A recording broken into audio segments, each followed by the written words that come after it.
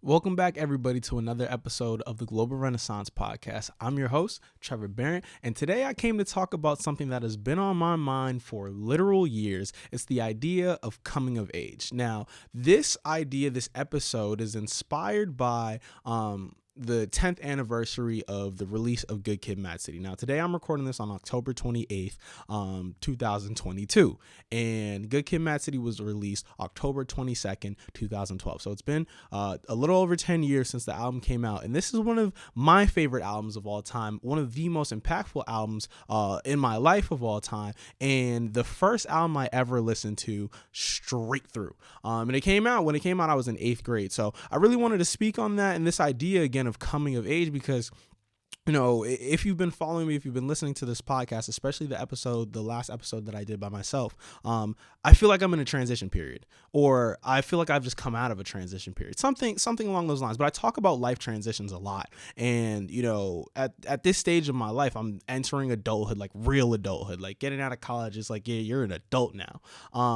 But there are patterns, there are things I've observed, there are certain behaviors and characteristics that I've been tracking in myself that go back 10 plus years. And so, you know, for me, the stage that I'm at right now, this developmental journey goes back to my adolescence. And that's something that I want to discuss because I feel like a lot of people can probably relate. But again, it's all kind of inspired by Good Kid, M.A.A.d City. So I want to talk about that for a second. Again, Good Kid, M.A.A.d City dropped October 22nd, 2012. I was in 8th grade. And, you know, for me, just to give a little bit of context, I'm a music nerd, right? I love music. I love rap music specifically. I love hip hop, but like I love music generally. But, you know, my journey with music goes back as far as I can remember. Growing up, you know, my dad is a keyboard player. Like he plays piano. And I remember in church, like he would play keys. So I remember we used to always sit right in front on the left side. So the way the church was set up, like it was in the church building was actually like a school that they rented. The church rented it to a school, but we would have service in the gym. And like the basketball hoops were on this side, they would put them up obviously, but the basketball hoops were on the right and left side. So we're going this way. And so the band would always be on the left side. And so I remember we would always sit, because my dad was playing keys, we would always sit on the left side, and I would be locked in with the drummer. Like, I don't know what it was about drums, but that was the thing that, you know, I gravitated towards and ended up working out because my dad plays keys, I play drums, we could play together. But, you know, like I said, from the beginning, I've been into music. There was something about it that captured my interest. And so my initial, I guess, music taste came from my parents, obviously, because I'm 3, 4, 5 years old. I'm not picking out my own music. So I liked, you know, I listened to a ton of gospel music, right? That was my first probably introduction to music. It was listening to music in church, listening to gospel music that my parents played. You know, your Donnie McClurkins, your Kirk Franklins, your Karen Clark Sheard, Fred Hammond, like all these different artists. So you had those artists that I started listening to. Then you had, you know, the secular artists that my parents like. My mom was a huge Stevie Wonder fan. That's like her favorite artist of all time. Huge Michael Jackson fan. I remember we had like Essential Jackson 5 CD, something like that. I remember some of the songs on there. Blame it on the boogie. Don't stop till you get enough was on there. I'm saying a lot because I don't even remember, but This Place Hotel, that's like one of my favorite songs of all time. Like I just remember, you know, ABC, you know, all those. But I remember that CD in specifically just being one of those that I spun all the time. We spun it all the time. We would get in the car, and again, this is back in 2002, 2003, 2004, right? So that's when people still had CDs, and so my mom would have a collection of CDs that she would keep in the console of her minivan, and me and my sister would like go through and pick which one we wanted to listen to, and that was the one that I would always play. And I remember Dancing Machine by Jermaine Jackson. All right, no. Was that by Jermaine Jackson or just all five of them? Whatever. Dancing Machine, that was like my song. But again, like this obsession, this love for music started at a very, very young age. And that is the point, you know, again, being able to pick out what we're playing in the car.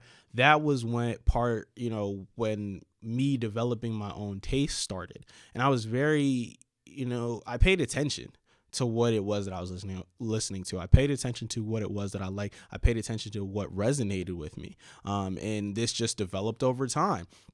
And so as I got a little bit older, you start getting introduced into the, different genres, things like that. I have an older sister. My sister's 2.5 years older than me. She's 3 grades above me. So obviously she's going to know things before I do. I remember some of the first secular radio stations we listened to were Radio Disney. Your Jesse McCartney's, your Kelly Clarkson's, right? So I was into pop music, and around the, early to mid 2000s, right? Pop had a heavy rock influence. And so I was into that, like your Linkin Parks and Blink 182s. A lot of what I was listening to was really influenced by the people around me, my mother, my father, my sister, my cousins.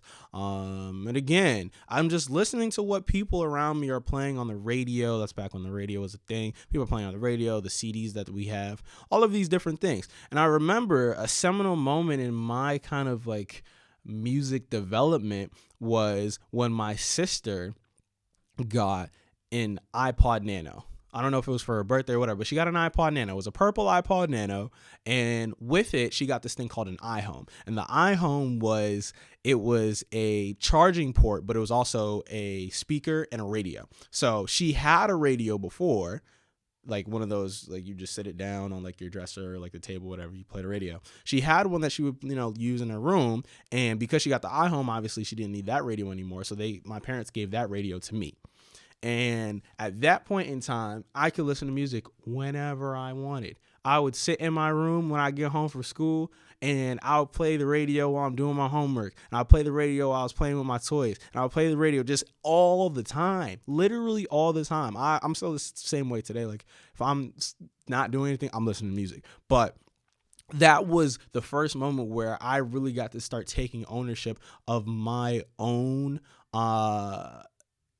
musical taste.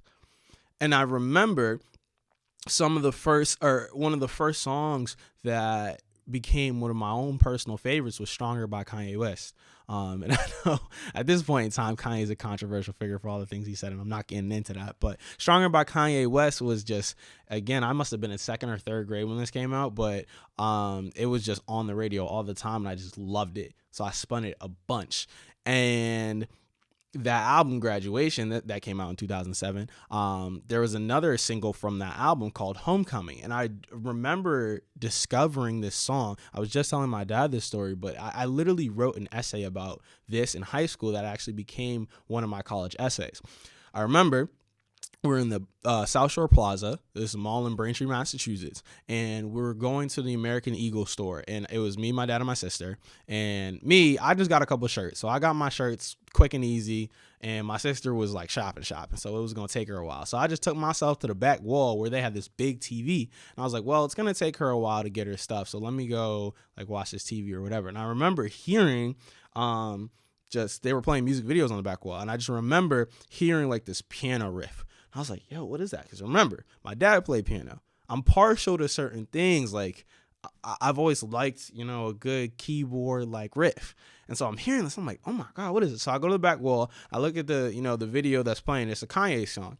And I don't know if you guys remember, but when they used to play music videos on TV, they would put like the title and like the artist and the album would flash at the beginning and would flash at the end. And I'd already missed the beginning. So I was literally staring at the screen intently, trying to make sure that I didn't miss like the title of the song. I found it was called Homecoming. I went home. I went to our old iMac computer, sat down and played the song like 10 times because I just loved it so much. I loved the themes. I loved how it sounded. It was just a beautiful song to me. But again, these were moments where I started taking ownership of my own musical taste. I was a fiend. I would sit on YouTube all day listening to Kanye, Lil Wayne, 50 Cent, T-Pain, Akon, Plies, like all of these people, Rick Ross, Jay-Z, all of these people who were hot at the time in hip hop and the R&B space.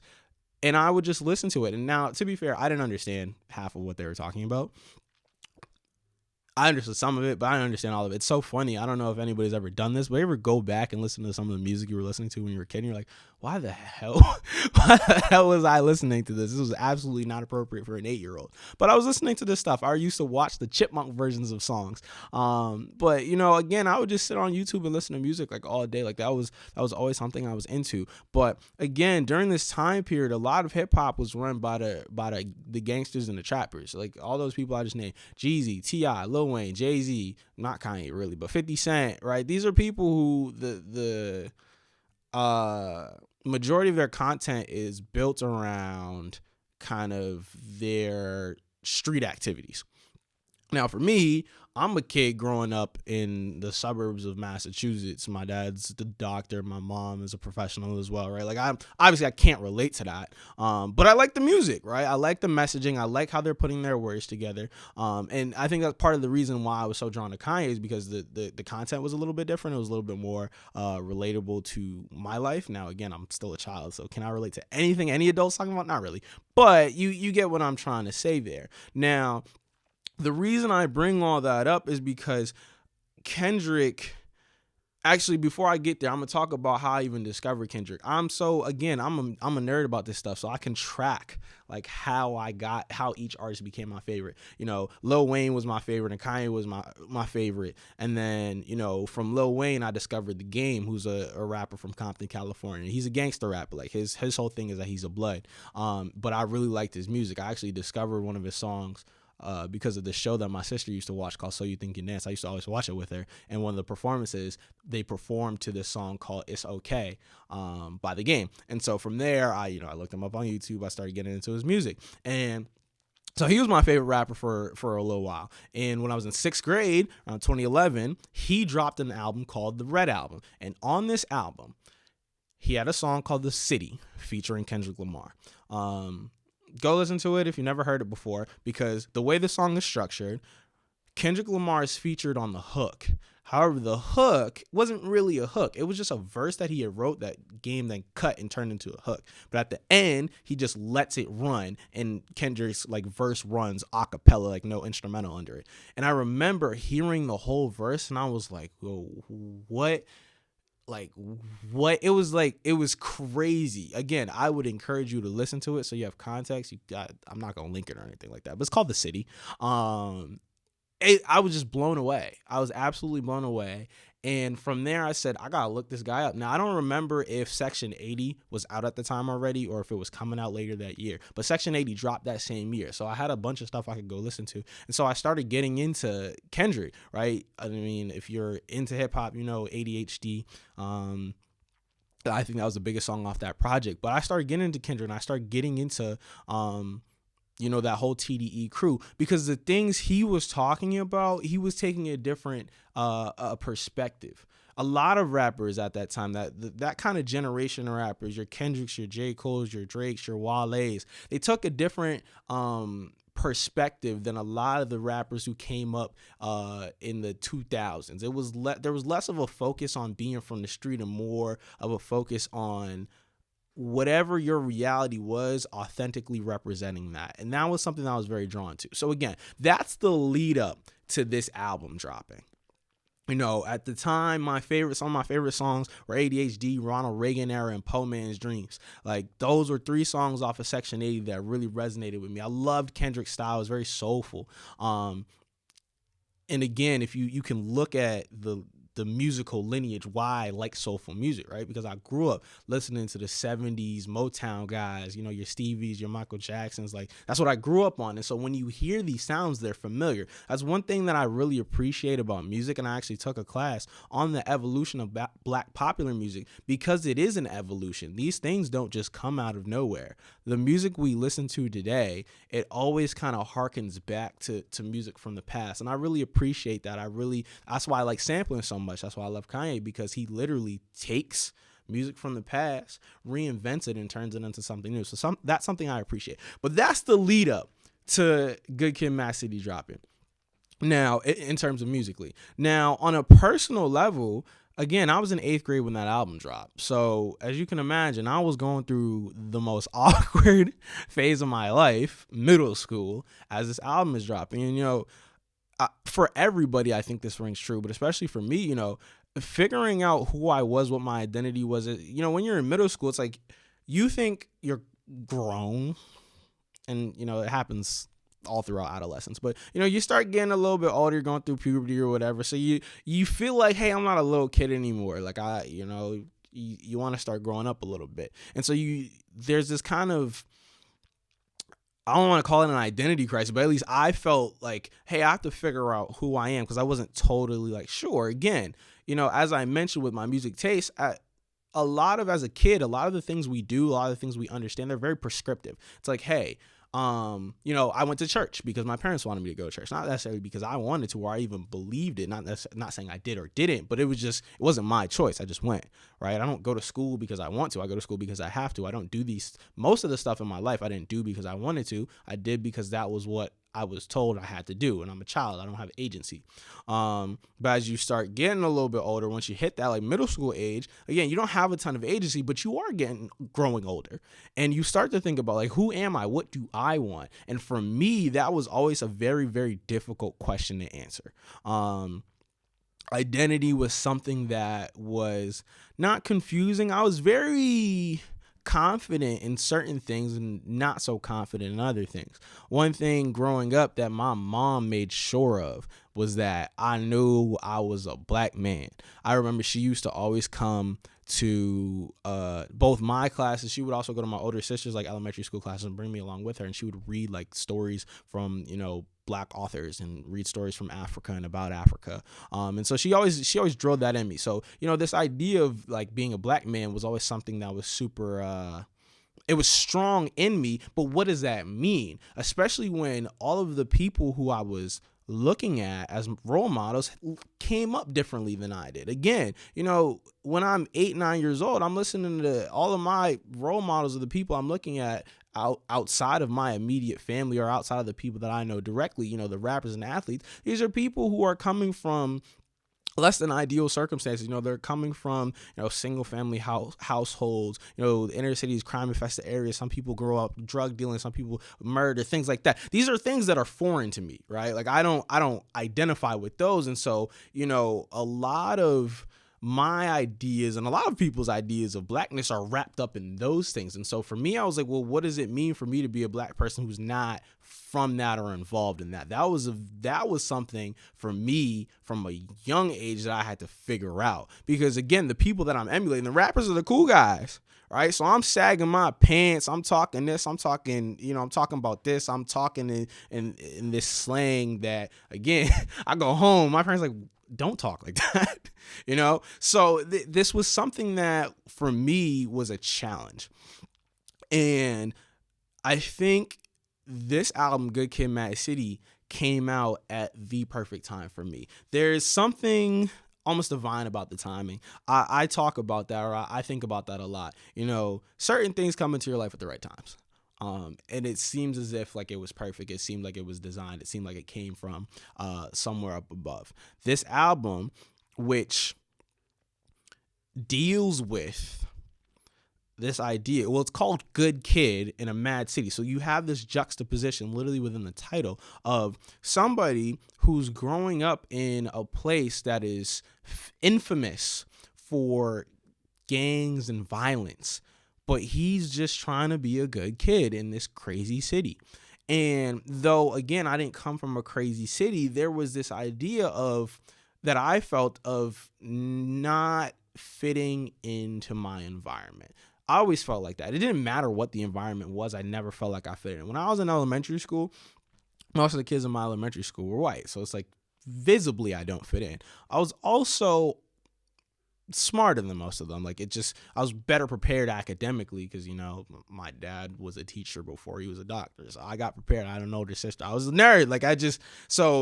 Just in terms of intellectually and academically, I'm kind of ahead of the curve, right? Same thing in 6th grade. And then when I changed schools, when I went to private school, it's the same deal. Like, dang, I really don't know these people. All these people are coming from here. I'm coming from here. They have their little cliques, all of this, like all of these different things. And then with my black friends, like it was the same situation because they're all coming from the city. I'm coming from here. So literally when we would go home, they would all go one way and I would go another, right? Like there was always this kind of pull where this idea of liminality,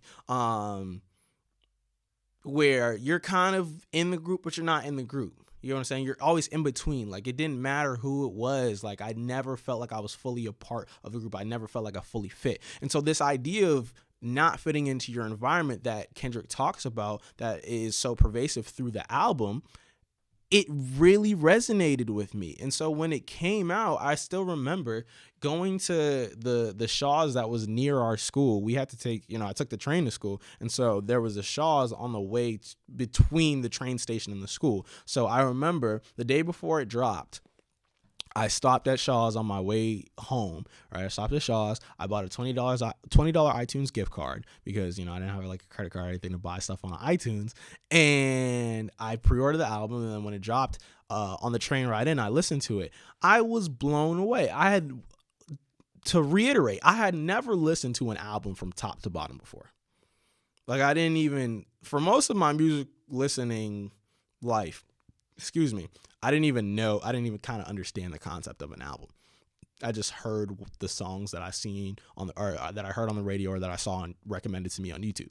Like, that's just how I consume music. So this was my first time getting an album, buying an album, and then sitting down and listening to it in order from track 1 to the last track. And it was a transformative experience. I felt something when I did it, and I actually just listened to it again a couple days ago as I was driving back from DC, and that experience came back. Like, you felt something. It's almost like watching a movie, how vivid it is. It's descriptive. I don't even have the words to describe. If you've never listened to that album front to back, like, you have to. You absolutely need to. I'm telling you, go do it, because it's like reading a book. It's like watching a movie. It's that type of I've said descriptive again, but it's that type of descriptive. And he basically breaks down a scenario in which, hey, this is what I was going through when I was in 11th grade or whatever. And again, there was an age gap there, but the concept resonated with me, where I'm like, okay, this is how he navigated who he was, understanding who he was, staying true to that while being in an environment that didn't necessarily match, but also having these conflicting feelings like, hey, these are my people, right? Like, I'm not necessarily on this. One of the things he talks about is like, yo, like, he wasn't a gangbanger, but his friends were. That's something he has to navigate, because he can't just renounce this entire lifestyle because he's caught up in it. His family's caught up in it. His friends are caught up in it. It's around him, right? Again, like, I couldn't just remove myself from the environments that I was in. And so that was something that resonated with me. So that idea of being confident in who I was, despite not necessarily feeling like I fit in my environment, was a powerful thing to me. And it's something that it didn't click immediately. I felt something. I felt that resonation happening, but I probably couldn't identify it till years after. And again, I literally just listened to this album. Today is Friday. I listened to it Sunday. And these thoughts popped into my head. I recorded this episode, like a version of this episode, like 2 weeks ago. And I was like, I don't like it. But when I was listening to it on my drive back, I was like, so many of these things. 'Cause I tried to do this without listening to the album again, and it was, it was cool. But I didn't think I spoke on the things that I really wanted to speak on. And listening to it really clarified those ideas for me, where 10 years later, I can express what it was that I felt at the time. But again, this to me, the reason I even wanted to make a whole episode kind of inspired by this album was because I found something to identify with. I found something that resonated with me. There's a value, I think, in these media, whether it be, I've never been a reader. I don't like to read. My older sister loves to read. My mama loves to read, but my dad don't like to read, and I take after him. I hate reading. I'll do it if I have to. I like shorter articles are fine, but like books, novels, I don't do that. I don't know when the last time I read a full book was. But I know a lot of people, they find solace in books. They're able to identify with the characters. But for me, I just didn't enjoy reading. This album, right, that was like reading a novel that really touched me. That type of experience. There is a book that we read in high school. I think it was Catcher in the Rye, I believe, that kind of had similar themes of like liminality and fitting in and things like that, but it didn't touch me the same way this album touched me, because I don't even remember what the book is about. And so for me, I found what I needed to find in terms of, I found the thing that I identify with. Music has always been, as I've explained, music has always been my thing.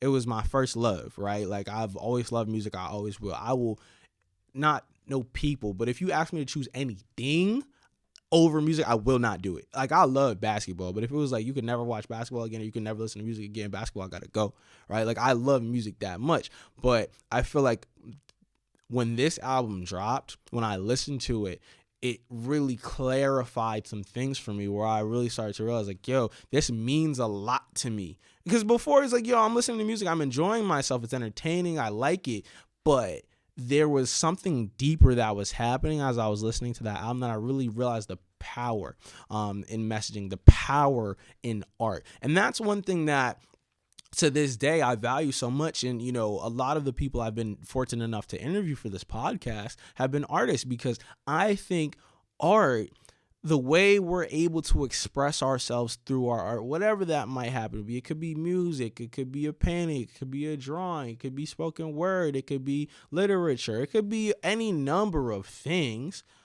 But the way in which we're able to authentically express ourselves through art, it's vulnerable. And it allows other people to then reflect on their own lives and benefits. I'm like, Kendrick Lamar has no idea who I am. He may never meet me. He may never know of my existence, but he has profoundly impacted my life. I think that's a powerful thing. And it's something that, has resonated with me since then, where now when I think about, hey, what do I want to do? I make music, quote unquote. I write music for sure. I don't always record it.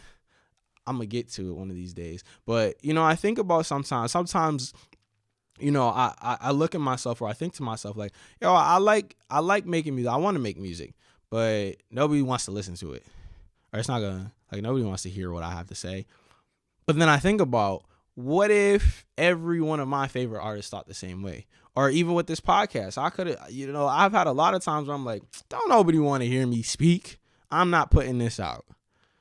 But then you think about all of the different people and things that have profoundly influenced us, where that person has no idea who you are. They just were brave enough to put together something authentic and put it out to the world. And so, again, this is something that means a lot to me. And the reason I wanted to speak on it was because of that idea. That has directly inspired a lot of the work that I'm doing right now, and a lot of the work I intend to do moving forward. And so it's something that I really wanted to speak on.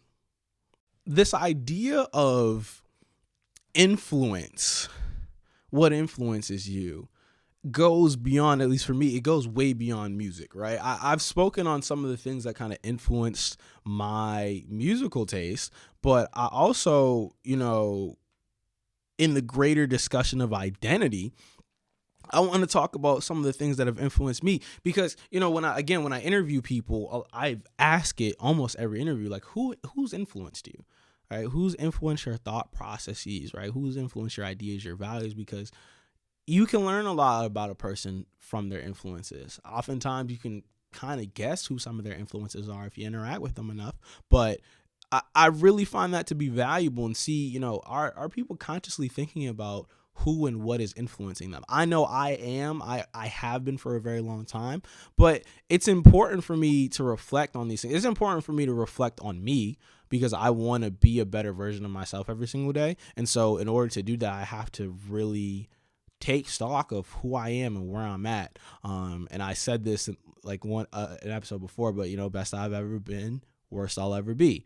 In order to really make sure I continue to grow, I have to watch the film, right? I have to really assess where I'm at. And so reflection is necessary. And, especially as you get older and you start to realize there are certain behaviors, characteristics that you've developed over time that don't necessarily come from you. Almost nothing comes from you, right? We're all just kind of amalgamations of the things we've experienced and the people we've interacted with.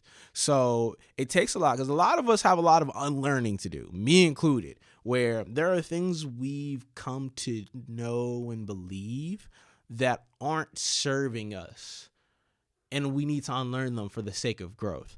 And in order to do that, again, you have to reflect on, where does this even come from?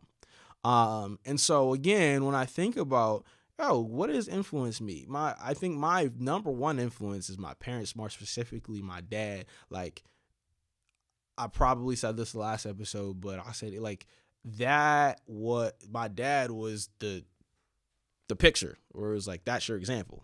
Go be like him. He never said that, but it's like, as a young boy, you look at your father, it's like, that is your example of a man. So you go try to be like him. It's the reason I even went to Harvard, because he went there, right? So first influence, my dad, my mom, same thing, right? In a different way. I think I wanted to be like my mom, but in a different way. But again, she had a heavy hand in influencing how proud I am to be Black, how much that plays a part into my identity. I spoke on, in my last episode with Adosa, we spoke on, the idea of the diaspora and coming together, bridging these divides. We spoke on Black empowerment, economic empowerment. The reason I'm even interested in those things is because of my mother, because she made sure I understood that I was a Black man. So, those are two of my primary influences. And I'm sure for almost everybody in the world, your parents are going to be some of your biggest influences, right? Your family, your extended family, your community. But I think it's really, really important, especially given that I'm talking about a music project, to think about at what point does the popular culture and popular media start influencing you more than your family and your immediate surroundings. Because when I think about, especially in my early development, it was my parents, it was my family, it was, the people I was around. But at some point or another, it's funny, I talk to my aunt sometimes, I'll say some stuff, she'll be like, where did you get that from? Because you didn't get it from none of us. But it's like, I grew up on the internet. So I had access to information and ideas that I probably shouldn't have had access to as young as I did, but I did, and they influenced me.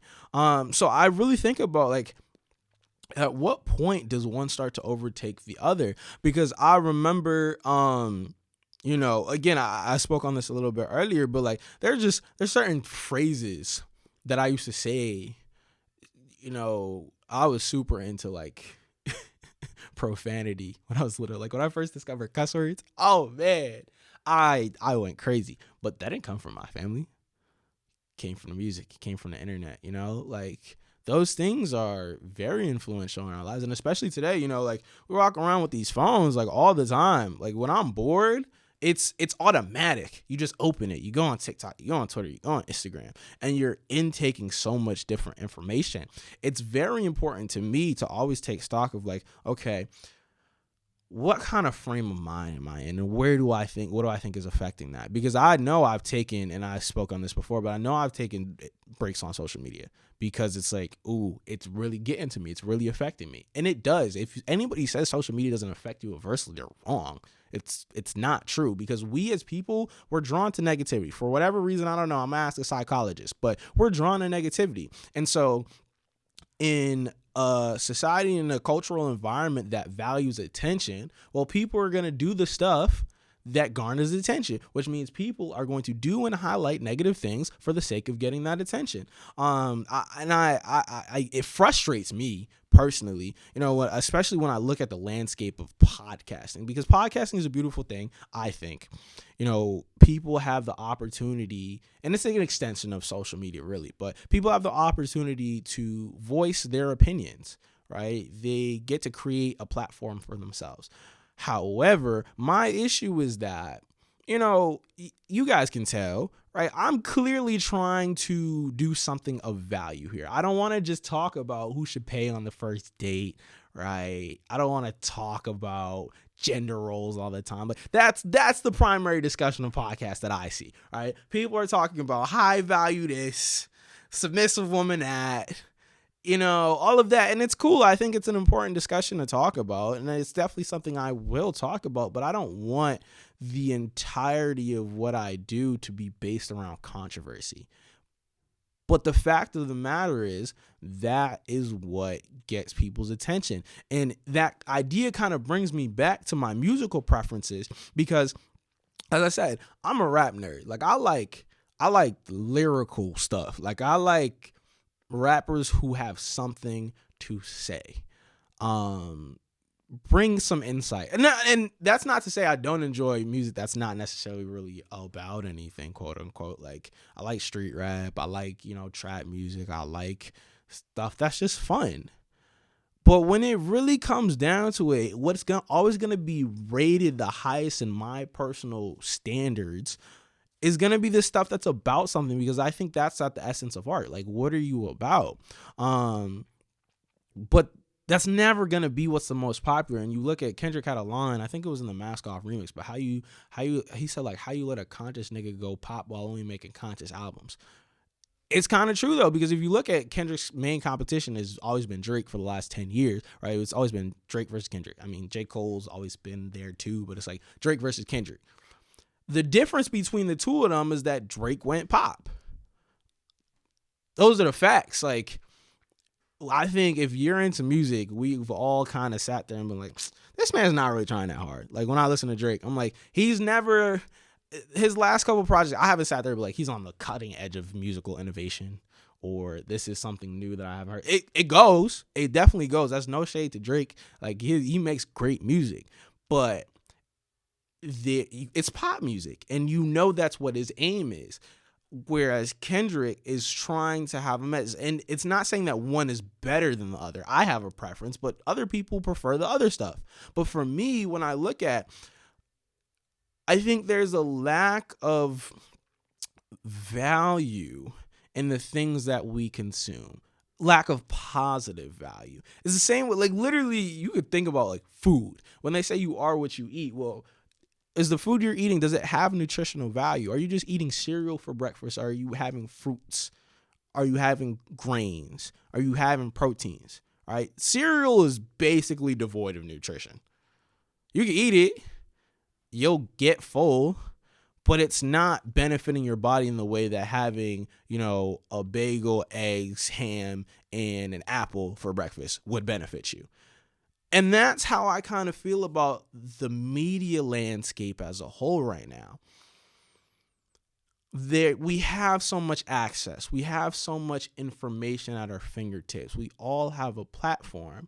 And yet the things that consistently rise to the top, the things that are constantly thrown in front of our face, don't have value. They are not benefiting us. I blocked the Shade Room on Instagram a long time ago because I was so tired of seeing celebrity gossip on my Explore page. I don't care. I do not care. I remember when I was a kid seeing the tabloids, like just on the shelf at supermarkets. I'm just like, who cares? Nobody buys tabloids anymore, but now it's the Shade Room. The Shade Room is your new tabloid, right? People are asking me, hey, what you think about Kanye? To be honest, I don't care. I like his music.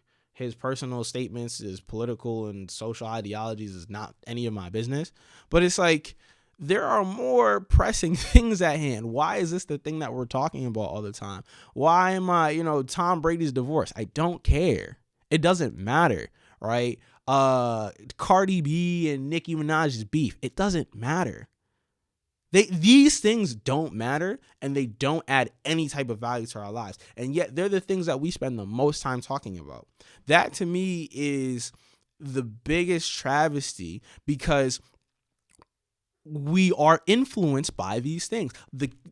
I don't have kids, obviously. And I don't have like a ton of like kids in the age ranges of like 10 to like 15 in my life.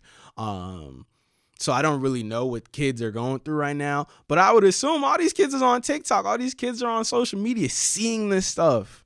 In the same way, Good Kid, Mad City had a profound impact on me at 13 years old, this stuff is going to have a profound impact on the kids. This is stuff that I think about, like, the world is the way the world is. And do I have the power to change it? Not necessarily, but I have a sphere of influence. And I think it's a growing sphere. I think that ultimately I'll be a very influential person in the world. And so I really think about, like, what type of impact do I want to lead? And I want to think about what types of things do I want impacting me. That is something that concerns me because of how readily available all this different information is and how devoid of value all of the stuff that gets popular is. Not all of it, but again, I can scroll through my TikTok right now, and it happens to me all the time where I'm just scrolling, I'm just like, throw the phone. This isn't doing anything for me. And it's one of those things that I don't want to sound like an old head, because I probably sound like an old head, but it's true. And it's probably always been this way, but I only know what I know, right? This is the issue right now. I'm sure back in the 90s, the newspapers were talking about some BS. But the fact of the matter is, we as human beings, for whatever reason, we're attracted to shiny things that are devoid of value. And I think that's a problem. And I think, I remember, and I talk to friends about this all the time, like, as a kid, I was not allowed to play video games. And I used to hate it. It was one of those things, like, growing up, my self-esteem was like trash. It was garbage because I was weird. Like, I was a nerd. Like, I was really good at school. I was into school. Like, I like doing math problems. Like, you give me an algebra problem right now, I'm gonna have fun solving it. Like, I didn't really read, but like I could read, like I could read a Harry Potter book at like 6. You know what I'm saying? Like, I was weird. I wasn't playing video games. Like, I was in band. I was playing drums. I was, like, I was a weird kid. My self-esteem. But now on the back end, I'm like, man, I am so glad that I didn't spend half my childhood doing mindless stuff. Not that there's anything wrong with video games. Like, I'm not, video games are fine. Like, whatever, they're fun.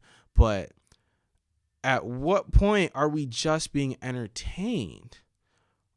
Entertainment is great, but does it add value to you? I think that, to me, has always been the thought, this kind of conflict.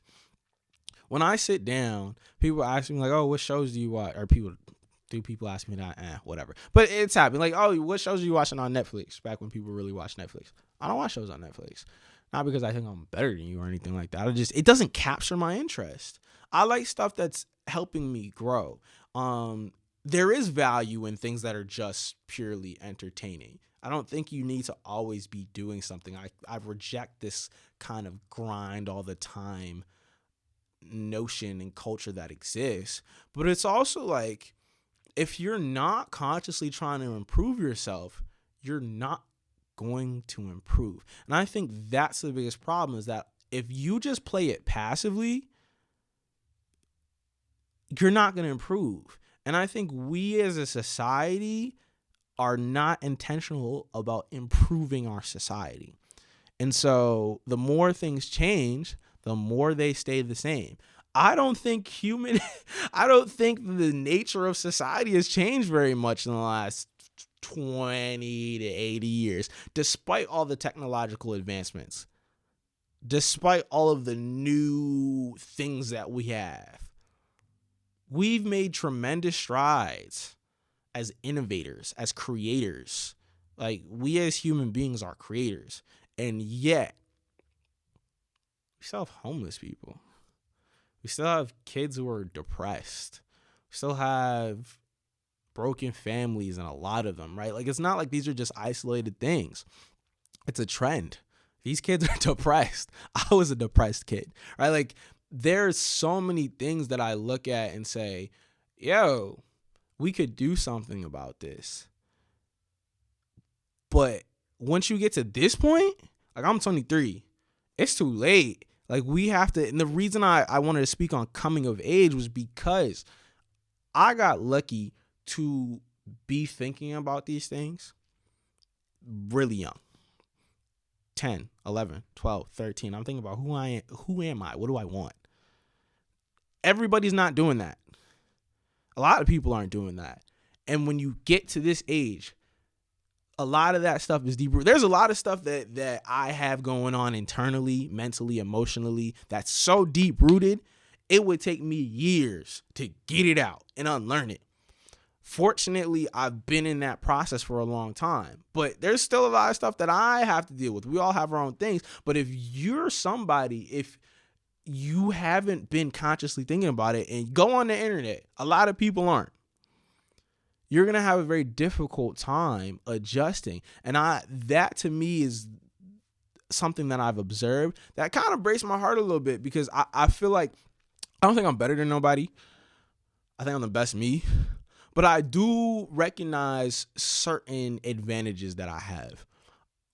And I think that's one of them. I think the fact that I am so conscious of what I'm consuming, of how I'm developing myself, I think that is an advantage. I think it's something that not a lot of people are doing to the degree that I'm doing. And I think it's going to help me be extremely successful. But my thing is that I don't want to succeed on my own. I believe in community. I believe in collaboration. That is the whole point of this podcast. I believe in the exchange of value, because the Trevor who exists before you today does not exist without the thousands of people who have contributed something, whether it be big or small, whether it be these large influences, people who have played a big hand in my development, like my parents, or, these artists that I listen to, grew up idolizing, some of whom I've met, some of whom I haven't, right? But also the small interactions here and there. The person who smiled at me one time where I wasn't having a good day, but that positivity reflected back on me, right? Like that, to me, I'm invested in the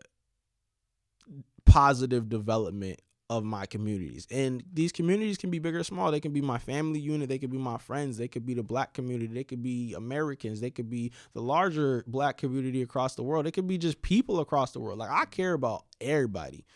And it's one of those things for me, as I've grown up, as I've gone through this transition of being like the shy kid with no confidence. And I grew up and, these different things happened in my life where I started to realize, like, hey, this is who you are and this is what you have the ability to do. As I get to this stage in my life, I look back and I say, I'm glad these things have happened. Now, how can we recreate that for other people? That to me is the point of this. That's why when I think about, this album came out 10 years ago. This is 10 years of development. This is 10 years of awareness for myself that I've been fortunate to have undergone. And not everybody is as fortunate as me. And, my good fortunes extend way beyond just that. But when I think about all of the things that have contributed to me being in the position I am right now, I'm in a great position in life. Personally, if you ask me, I'm in a great position in life. I can see my trajectory. I have a good feeling about where I'm going. Not everybody's there. And there was, just this time last year, I did not feel the same way. This time last year, I was like, give me a year, I'll be good. But this time last year, I was like, ugh. But you get what I'm saying? Like the foundation was still there. That's not the case for everybody. But I think we as people have a responsibility, and I'll continue to say we have a responsibility to our fellow man or woman, right? We have a responsibility to our communities. We have a responsibility to uplift and educate. We have a responsibility to give value, to give back. And I think that's going to start with reflecting on, how did we become the people we are? What positively impacted us, what negatively impacted us, how can we recreate the positive experiences, and how can we start to break down the negative experiences so that we don't repeat them. So, this has been another episode of the Global Renaissance Podcast. This was something that has been sitting on my heart and mind for years. I like literal years. If I went back, I have a journal in my notes that goes back to 2016, and I talk about a lot of the stuff that I talked about today. I try to be as real, raw, and honest as possible, if for nothing else, for myself, because being vulnerable is important. And hopefully what I'm doing right now is building community. And in order to build community, build relationships, you have to be willing to be vulnerable, willing to be open with people. And so that is my goal. I hope that it resonated with somebody, just one person. If it brought value to one person, I'm good. But I appreciate everybody who tuned into this episode. I appreciate everybody who continues to watch, listen, and support this podcast. If you're listening to this on Apple Podcasts, Spotify, Google Podcasts, any audio platform, please leave a review. Please save it, download it, add it to your queue, however that works. Again, all support is fully appreciated. If you're watching this on YouTube, please, subscribe to the channel, leave a like, leave a comment, give me any feedback. You can follow me on Instagram, Twitter, TikTok @_Trev Woods. You can follow the podcast, Instagram, Twitter, TikTok @The Global Renaissance Pod. Again, I appreciate the support. Hopefully, if you found value in this, again, give me feedback. You could DM me. You could leave a comment somewhere. If you found it valuable, send it to somebody. Again, this is something that I do it, one, because do I want to be famous and influential? Yeah. Famous, but the influential part, yeah, like I want this to blow up. I want this to be something that, 5 years down the line, like, I don't got to introduce myself because of this. However, I want that influence to be coming from a place of providing value. So if you found this valuable, please share it with somebody. And let's build a community of people who are looking to do good for others. Again, this has been another episode. I appreciate you guys for tuning in. I'll see you on the next one.